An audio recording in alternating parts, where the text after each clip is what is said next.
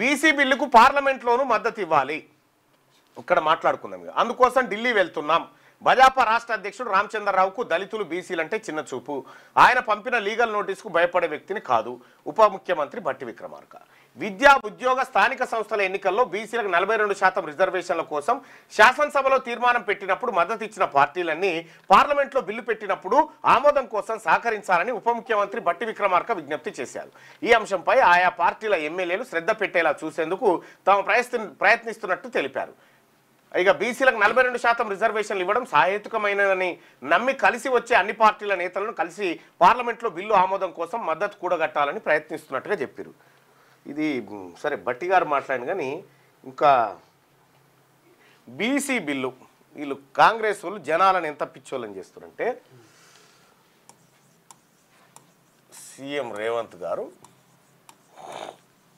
ఈ టాపిక్ మీద తక్కువ మాట్లాడుతున్నారు. ఎందుకంటే ఇది దీని పని అయిపోయింది అన్నది. ఇప్పుడు కాంగ్రెస్ పార్టీ ఏం చేయబోతుంది, అది ఎంతవరకు సక్సెస్ అవుతుంది? ఒకటి, అసెంబ్లీలో బిల్లు పెట్టిరు, అసెంబ్లీలో బిల్లు ఆర్డినెన్స్ తీసుకొచ్చి ఆమోదం. ఇది మొదటి దశ. గవర్నర్, తర్వాత రాష్ట్రపతి, ఆ తర్వాత పార్లమెంట్ ఆమోదం 9వ షెడ్యూల్, ఉభయ సభలు ఆమోదం 9వ షెడ్యూల్లో. ఇది ప్రక్రియ. తమిళనాడు సేమ్ ఇదే ప్రక్రియను అవలంబించింది. అంటే తమిళనాడులో అసెంబ్లీలో తీర్మానం చేసిరు, 5 సార్లు అఖిలపక్ష సమావేశం అన్ని పార్టీలను కూర్చోబెట్టి 5 సార్లు ఈ ఆమోదం తెలిపినటువంటి ఢిల్లీని, ఏదైతే ఢిల్లీ నుంచి ఇది ఆమోదం తమిళనాడులో తెలిపినటువంటి బిల్లును గవర్నర్కి పంపి, గవర్నర్ నుంచి ఢిల్లీకి పంపి, ఢిల్లీకి 5 సార్లు అఖిల పక్షాన్ని తీసుకుపోయింది అప్పుడు ఉన్నటువంటి జయలలిత గారు. తీసుకుపోయి అప్పుడు ముఖ్యమంత్రిగా ఆమె ఉండే, ప్రధానమంత్రిగా పివి నరసింహారావు ఉండే. పోయి ఆమె ఏం చెప్పింది అప్పుడు అనంటే, తమిళనాడు ప్రజలకు నేను 42% ఏది బీసీల రిజర్వేషన్ 9th షెడ్యూల్లో పెట్టిస్తేనే మళ్ళీ తమిళనాడుకు వస్తా, లేకపోతే రానని చెప్పింది. పోయింది. పోయి ఆడ 10-15 రోజులు కూర్చుంది. కూర్చొని ప్రధానమంత్రి నరసింహారావును ఒప్పించి అప్పట్లో విపక్షాలన్నింటినీ అఖిలపక్ష కూటమిని ప్రధానమంత్రితో కూర్చోబెట్టి మా రాష్ట్రం ఇది కావాలంటుందని పార్లమెంటు మీద, కేంద్రం మీద ఒత్తిడి తీసుకొచ్చి అది పాస్ చేయించి 9వ షెడ్యూల్లో పెట్టేసింది. 9వ షెడ్యూల్లో పెట్టేసింది. ఈ 9వ షెడ్యూల్లో పెట్టడం వల్ల న్యాయ సమీక్షకు అర్హత లేకుండా పోతుంది అనేటువంటిది ఒక బలమైనటువంటి ఆలోచనతోటి ఈ షెడ్యూల్లో పెట్టింది. ఇప్పుడు తమిళనాడులో దాదాపు 69% ఉన్నట్టున్నది. 69% రిజర్వేషన్. ఇందులో 50% రిజర్వేషన్ బీసీలకే, అందులో ఎంబీసీలకు సపరేట్గా ఉందనుకో. ఇక్కడ 50% ఇది ఒరిజినల్ ప్రాసెస్, జరగాల్సినటువంటి ప్రాసెస్ ఇది. తమిళనాడులో జరిగింది అయితే గిది. ఆమె 9th షెడ్యూల్లో పెట్టించిన తర్వాతనే తమిళనాడుకు వచ్చింది మళ్ళీ జయలలిత. ఇది అక్కడ. మరి ఇక్కడ ఏం జరిగింది? ఇక్కడ అసెంబ్లీలో బిల్లు ఆమోదమైంది, గవర్నర్కు పంపిరు, గవర్నర్ నుంచి రాష్ట్రపతి, రాష్ట్రపతి ఇక్కడికి పోయింది అంతే. ఇక్కడ పార్లమెంట్ ఉభయ సభలు, లోక్సభ, రాజ్యసభ. పార్లమెంటు 9వ షెడ్యూల్. రైట్. ఇక్కడ మనం గమనించాల్సింది ఏంటంటే, ఇక్కడి నుంచి ఇక్కడ పోయిందని అంటారు, ఇక్కడ నుంచి ఇక్కడ పోయిందా లేదా తెలియదు, పోయిందని అంటారు, ఇక్కడ ఏరిందని అనుకుందాం. ఇక్కడ వరకు వచ్చింది మనది, ఇక్కడి నుంచి ఇక్కడ, ఇక్కడి నుంచి ఇక్కడ వరకు వచ్చింది. ఇంకా పోవాల్సిన ఏంది, ఇక్కడి నుంచి పార్లమెంట్ పోవాలి, పార్లమెంట్ నుంచి మళ్ళీ 9వ షెడ్యూల్లో చేర్చబడాలి. ఈ రెండు జరగాలంటే ఏం చేయాలంటే, ఈ రెండు జరగాలంటే ఎప్పుడైతే భారతీయ జనతా పార్టీ కూడా బిల్లుకు మద్దతు ఇచ్చిందో అసెంబ్లీలో, ఇచ్చినప్పుడే ముఖ్యమంత్రి రేవంత్ రెడ్డి గారు ఒక లేఖ విడుదల చేసింది. ఏమని? నరేంద్ర మోడీ గారి అపాయింట్మెంట్ కోరుతున్నట్టుగా అఖిల పక్షం కోసం ఆయన బిల్లు అసెంబ్లీలో పాస్ అయిన గంటకే రిలీజ్ చేసిండు. ఆ రోజు నుంచి ఈ రోజు వరకు మళ్ళా టాపిక్ ఎత్తలే రేవంత్ రెడ్డి. ఆ టాపిక్ తీయలే తీసుకొని ప్రధానమంత్రి అఖిల పక్షం అనే టాపికే తీయలే. ఎందుకు తీయలేదు? ఆ రోజు బీజేపీ ఒప్పుకుంది సభలో, అన్ని పార్టీలు, బీజేపీ ఓకే అన్నది, కాంగ్రెస్ ఓకే అన్నది, బీఆర్ఎస్ ఓకే అన్నది, ఎంఐఎం ఓకే అన్నది, సిపిఐ ఓకే అన్నది, ఆల్ పార్టీస్ అందరూ ఓకే అన్నారు. దీన్ని వ్యతిరేకించినోడే లేడుగా. వీళ్ళందరినీ అఖిలపక్షంగా తీసుకొని ప్రధానమంత్రి దగ్గరికి పోదామని లెటర్ రాసిండు ప్రధానమంత్రి అపాయింట్మెంట్ కోసం. ఆయన ఆఫీస్కు రాసిండా, మందిలో రిలీజ్ చేసిండా, ఆ డ్రామా సంగతి మనకు తెలియదు. కానీ మొత్తానికి ఓ లెటర్ రాసిండు. అప్పటి నుంచి ఇప్పటి వరకు ప్రధానమంత్రిని కలిసిండు ఈయన, ఎవరు, రేవంత్ రెడ్డి గారు. కానీ ఈ టాపిక్ మీద కాదు.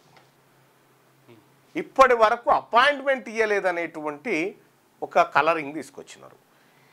మరి ప్రధానమంత్రిని కలవకుండా నువ్వు పార్లమెంట్లో ఏం చేయగలుగుతావు? అక్కడ ఉభయ సభల్లో ఇక్కడ ఉన్నటువంటి అందరిని తీసుకుపోయి ఒత్తిడి చేస్తే అది జరిగేది. నీ ఒత్తిడి కార్యక్రమమే లేదు, నువ్వు ఒత్తిడే చేయలే ఇప్పటిదాకా. ఎలాంటి ఒత్తిడి చేయకుండా వీళ్ళ మీద నూకి ఇడిచిపెట్టినావు. ఇప్పుడు తెలంగాణ ప్రజలంతా ఏమనుకోవాలి? ఇప్పుడు రామచంద్రరావు చెప్పింది 100% కరెక్టు, మేం పెడతామని చెప్పలేదు. మీరు ఏ విధంగానైతే హామీ ఇచ్చిరో హామీ ప్రకారం మీరు ఇచ్చేయండి అని చెప్తా ఉంది. ఇప్పుడు ఏం చేసిండు రేవంత్ రెడ్డి గారు? ఇది ఉందిగా, ఏది అసెంబ్లీలో బీసీ బిల్ ఉంది కదా, దీన్ని జీవసమాజ్ చేసిండు. దీన్ని జీవసమాజ్ చేసి బొందల పెట్టిండు.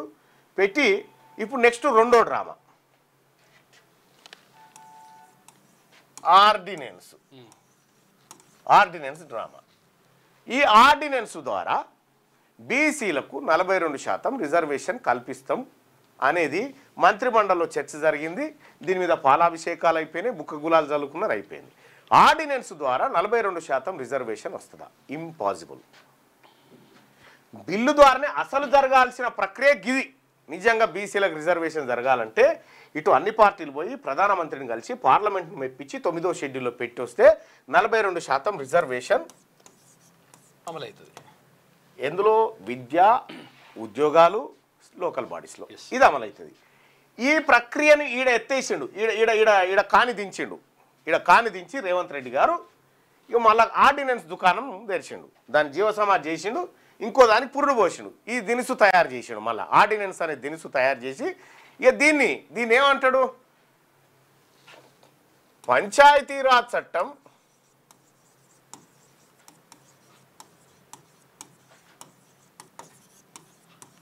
2018 సవరణ.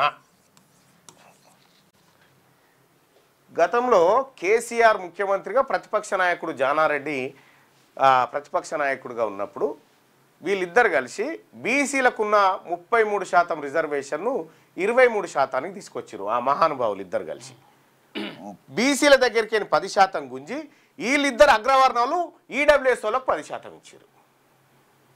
ఇలా మన బీసీలకు చాలామందికి, ఎస్సీలకు, ఎస్టీలకు అన్న నాకంటే తక్కువ మార్కులు వచ్చినాయి అన్న, ఆ రెడ్డోల పిల్లగానికి ఉద్యోగం వచ్చింది నాకు రాలేదంటే ఇదే జానారెడ్డి కేసీఆర్ ఆడిన డ్రామా.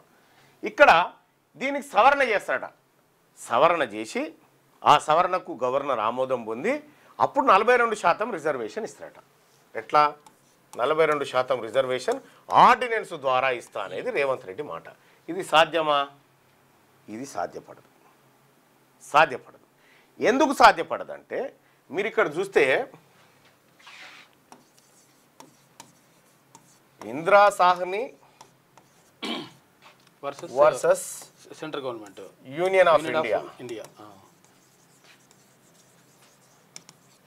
ఈ కేసులో సుప్రీంకోర్టు 9 మంది సభ్యుల ధర్మాసనం ఏం చెప్పిందంటే, నువ్వు ఆర్డినెన్స్ తీసుకురా, ఇంకేమన్నా డైలాగులు చెప్పు, ఇంకేమన్నా చేయి, 50% రిజర్వేషన్ దాటితే మేము ఒప్పుకోము అని చెప్పారు. 50% రిజర్వేషన్ దాటితే మేము ఒప్పుకోము అనే మాట చెప్పారు.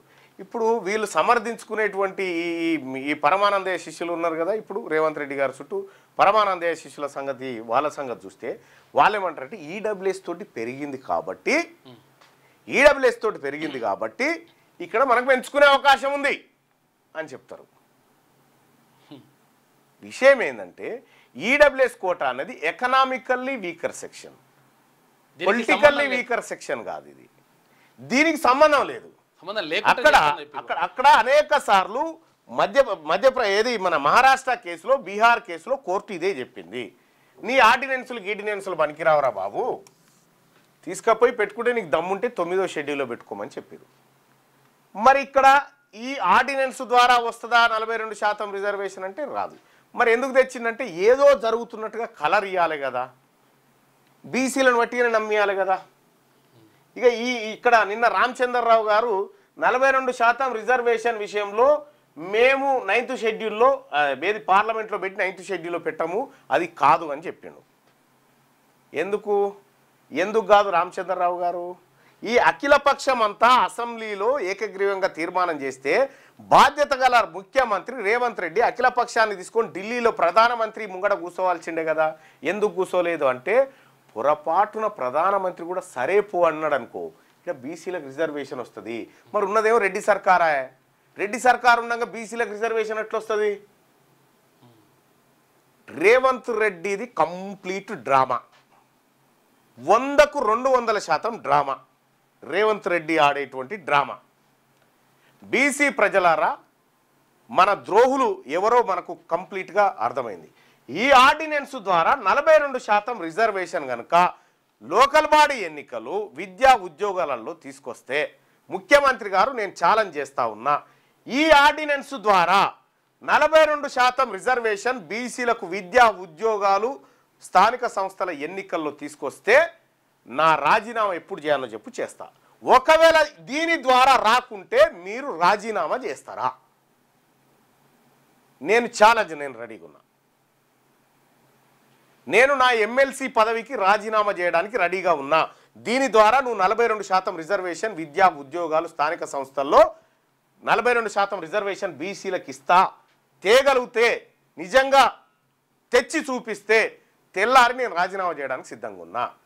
ఒకవేళ మీరు ఇది కాదు, దీని ద్వారా తేలేకపోతే మీరు రాజీనామా చేయడానికి సిద్ధంగా ఉన్నారా? నేను మా బీసీల ప్రజల తరఫున నేను రాజీనామాకు సిద్ధంగా ఉన్నా. ఇది ఛాలెంజ్ నాది.